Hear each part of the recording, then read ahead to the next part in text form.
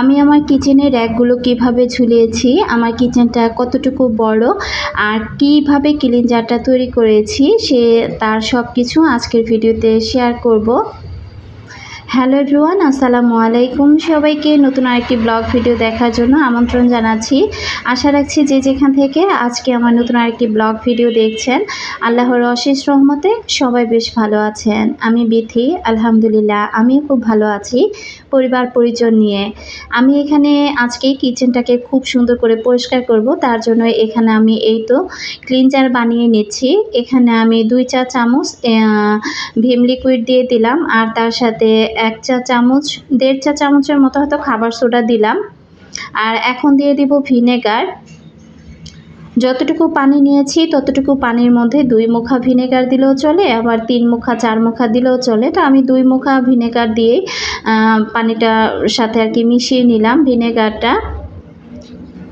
এখানে চাইলে ডেটল বা সেভলন যে কোনো একটা জিনিসও দেওয়া যেতে পারে। এটা দিলে কি আর কি, যেহেতু রান্নাঘরে রান্না বান্না করি অনেক সময় অনেক পোকামাকড় বা মাছি এসে বসে, তো এটা দিলে দেখা যায় ওই জিনিসটা আর এসে তেমন একটা বসে না। তো আমি যেহেতু অল্প পরিমাণে বানাচ্ছি, তো যেখানে যতটুকু দেওয়ার দরকার সেই পরিমাণে বানিয়ে নিলাম। এই লিকুইডটা আমি কিভাবে তৈরি করি এটা দেখার জন্য রিকোয়েস্ট করেছিল চৈতি আপু। তো আপু কিন্তু অনেক দিন আগে আমাকে কমেন্ট করেছিল যে আমি ক্লিনজার কিভাবে তৈরি করি আপুকে যেন একটু দেখিয়ে দেই। তো আপু, তুমি যেহেতু আমার ভিডিওগুলো রেগুলার দেখে থাকো, তো আশা করছি তুমি বুঝতে পারবা। যেহেতু মাঝখানে অনেক দিন ভিডিও দেই নাই, তো যদি দিতাম তাহলে হয়তো বা অনেক আগেই, ঈদের আগে এই ভিডিওটা আমি শেয়ার করতে পারতাম। তো এই দিক থেকে আমি এই যে ক্লিনজার যে বানিয়েছি, এখন এই মাজনিটা দিয়ে ওই জিনিসগুলো পরিষ্কার করে নিলাম। আর আজকে কিচেনটাকে খুব সুন্দর করে আমি পরিষ্কার করব। তো এর আগে আমি আর কি একটু গরম পানি বেশি করে সেম যা যা এখানে দিয়েছি সেভাবে বড় একটা বোলে পানি নিয়ে আর কি ওটার মধ্যে আমি গরম পানি মিশিয়েছি, আর এটা শুধু ঠান্ডা পানি দিয়ে মিশিয়ে রাখলাম। তো এটা দিয়ে কিন্তু টাইলস, তারপরে এই যে আমাদের ডাইনিং টেবিল পরিষ্কার করা বা গ্লাস পরিষ্কার করা, তো এগুলো কিন্তু খুব সুন্দরভাবে পরিষ্কার করা যায়। এই ক্লিনজারটা কিন্তু খুবই কাজের একটা ক্লিনজার। তা আমি এই তো দেখিয়ে দিচ্ছি যে টাইলসের মধ্যে রান্না করার সময় যেহেতু এই যে তেল চিটচিটে ভাব হয়ে গিয়েছে, তো এগুলো তো আর রেগুলার পরিষ্কার করি না, দেখা যায় যেদিন ভালো লাগে বা হাতে একটু সময় থাকে সেদিনই পরিষ্কার করি। আর ডিপ ক্লিনিং যেদিন করি সেদিন তো পুরো কিচেনটাই করে ফেলি। তো আমি এখানে যে ক্লিনজারটা একটু স্প্রে করে দিয়ে তারপরে মাজুনি দিয়ে আমি একটু হালকা করে ঘষে নিচ্ছি, আর খুব সুন্দর করে কিন্তু টাইলসটাও পরিষ্কার হয়ে যাবে। এরপর খুব সুন্দর করে একটা কাপড় আমি ভিজিয়ে এটাকে 2-3 বার পরিষ্কার করে নেব টাইলসটা, তাহলে কিন্তু টাইলসটা একদম নতুনের মতো হয়ে যাবে, একটু কিন্তু তেল কাস্টে ভাব থাকবে না। তো এইভাবে কিন্তু আমি আমার পুরো টাইলসটা অফ ক্যামেরাতে পরিষ্কার করে নিয়েছি, কারণ পুরো টাইলসগুলো পরিষ্কার করার ভিডিও যদি করি তাহলে কিন্তু ভিডিওটা অনেক বড় হয়ে যাবে। আর এই যে অ্যাডজাস্টমেন্টটা যে লাগিয়ে দিয়েছে, তো এটা না এখন আরও ঝামেলা বেশি করছে। খুব বেশি বৃষ্টি হলে অঝরে পানি পড়ে, রান্না কোনোভাবেই করা যায় না। তো বাসার যিনি আর কি ম্যানেজার আছে উনি আর কি বললো যে আপা কিছুই করার নাই, এভাবে ব্যবহার করেন, এটা যখন নষ্ট হয়ে যাবে নতুন আরেকটা লাগিয়ে দিব। তো কি আর করা, পরের বাড়ি পরের ঘর, তো একটু তো মানিয়ে গুছিয়ে নিতেই হবে। তবে সমস্যা হয়ে গিয়েছে, বৃষ্টি আসলে তখন রান্না করতে কষ্ট হয়। আর অ্যাডজাস্ট ফ্যানের পিছনের যে অংশগুলো আছে এটা ছাড়লেও না, আর পিছন দিকে সেই পাখাগুলো উঠে যায় না। এটা চালানো বা না চালানো এটা এখন একদম অকেজো একটা জিনিস হয়ে গিয়েছে। তো আমি টাইলসগুলো আগে পরিষ্কার করে নিয়েছি, আর এখন এই যে কিচেনের জানালাটা পরিষ্কার করে নিচ্ছি। টাইলসগুলো পরিষ্কার করতে এতটা কষ্ট হয়নি, তবে সবচাইতে কষ্ট হয়েছে আমার এই জানালাটা পরিষ্কার করতে। এই জানালাটা পরিষ্কার করতে গিয়ে আর এই গ্রিলগুলো পরিষ্কার করতে গিয়ে আমার হাতের অবস্থা কিন্তু একেবারে খারাপ হয়ে গিয়েছে। তো দেখতে পাচ্ছেন যে এই যে বোলের মধ্যে কিন্তু একদম আমি পরিষ্কার পানি নিয়েছিলাম, যেহেতু চারপাশের দেয়ালগুলো আমি একটু কুসুম কুসুম গরম পানি ছিল এটার মধ্যে, সেগুলো ডলে নিয়েছি। তারপরে জানালাটা পরিষ্কার করেছি, অ্যাডজাস্ট ফ্যান পরিষ্কার করেছি, কি প্রচুর পরিমাণে নোংরা হয়েছে। তো আমি এখানে খুব সুন্দর করে জানালার মধ্যে পানি ছিটিয়ে দিলাম, আর পুরো কিচেনের যা আছে আমি পরিষ্কার করে নিয়েছি। তবে র্যাকের মধ্যে যা আছে এটা বা র্যাক, এগুলো আমি পরিষ্কার করে নিয়ে এগুলো সময় সুযোগ করে অন্য অন্য একটা সময় পরিষ্কার করব। একজন আপু আমার পুরো কিচেনটাকে দেখতে চেয়েছিল, তো সেই আপুর উদ্দেশ্যে আমি এখন আমার পুরো কিচেনটাও দেখিয়ে দিব। আর আমাদের গল্প কথা আইডি থেকে আপু বলেছিল যে আমি আমার এই কিচেনে এই র্যাকগুলো কিভাবে ঝুলিয়েছি সেটার জন্য আপুকে একটু দেখিয়ে দেই। তো এই যে আপু আমি মাপ অনুযায়ী এখানে এই স্টিলের পেরেক গেঁথে নিয়েছি। পেরেক গেঁথে তারপরে আমি এই যে ছিদ্রগুলোর মধ্যে খুব সুন্দর করে র্যাকগুলো বসিয়ে দিয়েছি। এই যে টাইলসের মধ্যে পুডিং মারা আছে, এই পুডিং বরাবরই কিন্তু আমি এই পেরেকগুলো গেঁথে নিয়েছি। অনেক বাসাতে কিন্তু বাড়িওয়ালারা পুডিং দেখা যায় পেরেক গাঁথতে দেয় না, তো আমাদের বাসায় বাড়িওয়ালা যেহেতু কিছু বলে না, তাই আর কি আমি এভাবেই আর কি পেরেক গেঁথে তারপর র্যাকগুলো ঝুলিয়ে নিয়েছি।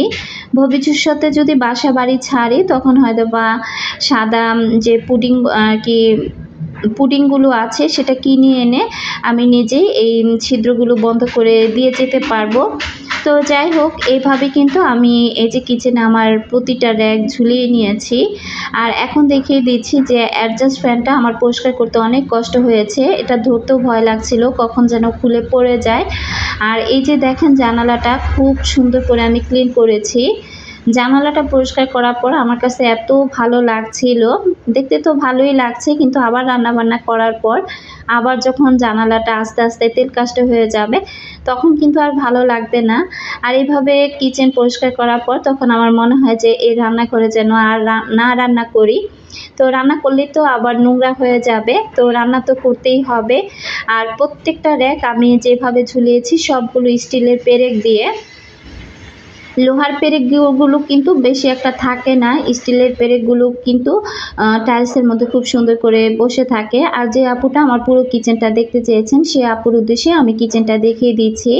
এই ঝুড়িটার মধ্যে আমি ফার্নিচার পরিষ্কার করার রুমালগুলো আর কি রেখেছি, বা অন্যান্য কাজের যে রুমালগুলো রাখে সেগুলো। আমার কিচেনটা কতটুকু সেটা কিন্তু আপুর উদ্দেশ্যে দেখিয়ে দিলাম। আসলে আপুর জিমেল আইডির নাম কি ছিল এই মুহূর্তে আমি ভুলে গিয়েছি।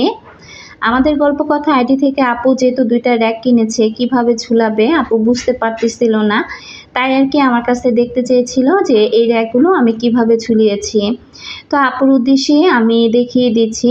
এখানেও কিন্তু আমি স্টিলের পেরেক ওই যে পুডিং বরাবর মেরে নিয়েছি। আগে আমি র্যাকগুলোর মাপ অনুযায়ী একটা পেন্সিল দিয়ে একটু দাগ কেটে তারপরে কিন্তু আমি পেরেকগুলো গেঁথেছি।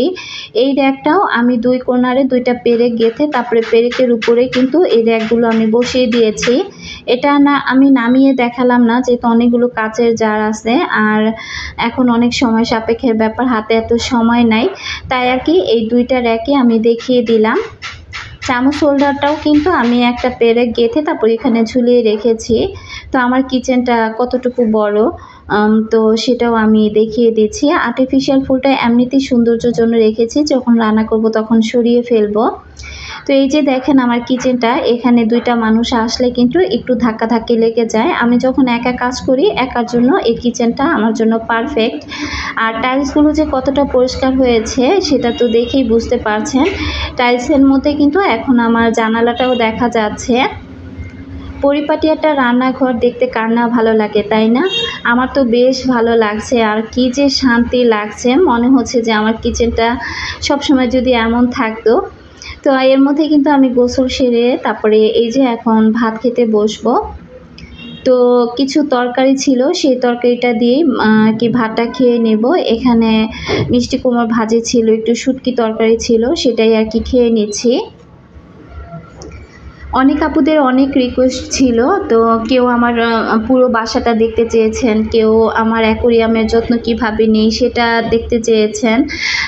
তো আসলে অনেকগুলো কমেন্ট জমা হয়েছে, আমি চেষ্টা করব ধীরে ধীরে প্রতিটা কমেন্টের উত্তর দেওয়ার জন্য। তো আমার আপুরা আশা করছি যে রাগ করবেন না। এখানে শুটকি তরকারিটা যে তুলে রেখেছিলাম সেই তরকারিগুলো দিয়ে এখন দুপুরের ভাতটা আর কি খেয়ে নিচ্ছি। ভাত খেয়ে এরপর একটু রেস্ট করেছিলাম, ক্যামেরা আর অন করিনি, একেবারে সন্ধ্যার সময় আবার ক্যামেরাটা অন করেছি। তো এখন আমি কোয়েল পাখির মাংস রান্না করব। তো অনেক দিন আগে কোয়েল পাখির মাংসটা আনা হয়েছিল। তো এই পাখির মাংসটা রান্না করার পর এখন কিন্তু আর কেউ খেতে চাচ্ছে না, আবার ফেলে দিব সেটাও মায়া লাগছে। আমি কিন্তু পাখি জাতীয় কোনো মাংস খাই না। দেখা যায় আমার ঘরে কবুতরের মাংস কিন্তু কোনো সময় রান্না করা হয় না বা খাওয়া হয় না।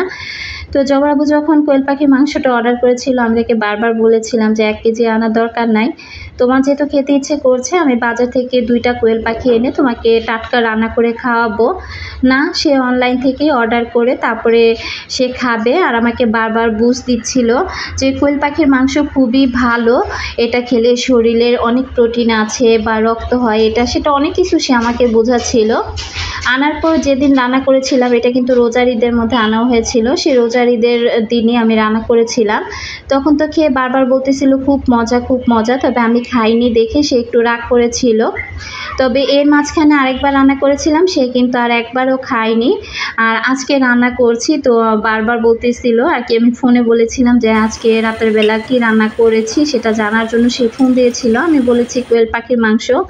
এখন তো সে বারবার বলতেছে আমি মাংস খাবো না, তুমি আমার জন্য অন্য কিছু রান্না করো। তো আমি একটু জেদ করেই আজকে কিন্তু কোয়েল পাখির মাংসটাই শুধু শুধু রান্না করছি, কারণ আজকে আর কিচ্ছু রান্না করব না, এনার্জি নাই এত। সারাদিন অনেক কাজ করেছি, শুধু যে কিচেন পরিষ্কার করেছি তা কিন্তু না, তার পাশাপাশি কিন্তু সংসারের অনেকগুলো কাজও আমাকে করতে হয়েছে।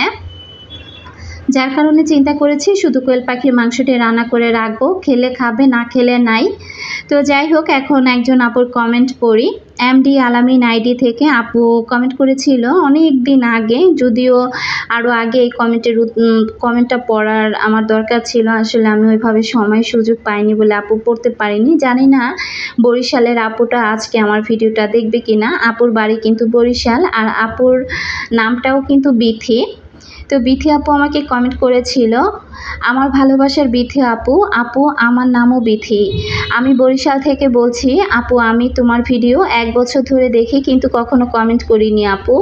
বিথি নামের মেয়েদের ভাগ্য কি এরকম হয় আপু? তোমার স্বামী আমার স্বামী একই কোয়ালিটির লোক।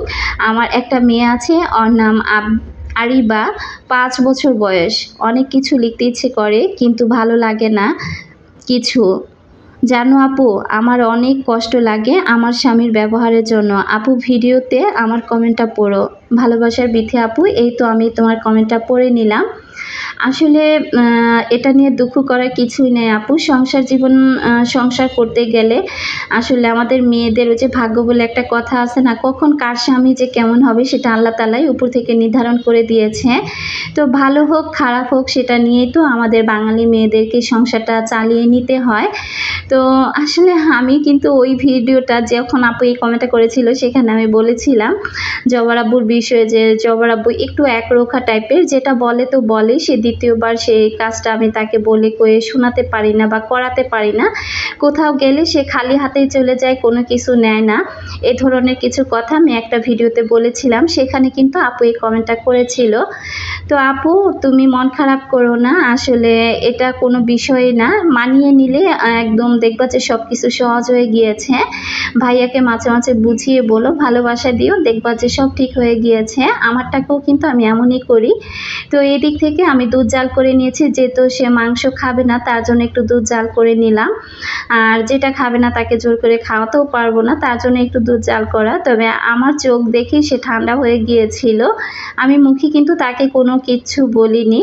তো যাই হোক, আর কিছু না বলি আজকের মতো বিদায় নিচ্ছি। আল্লাহ হাফেজ।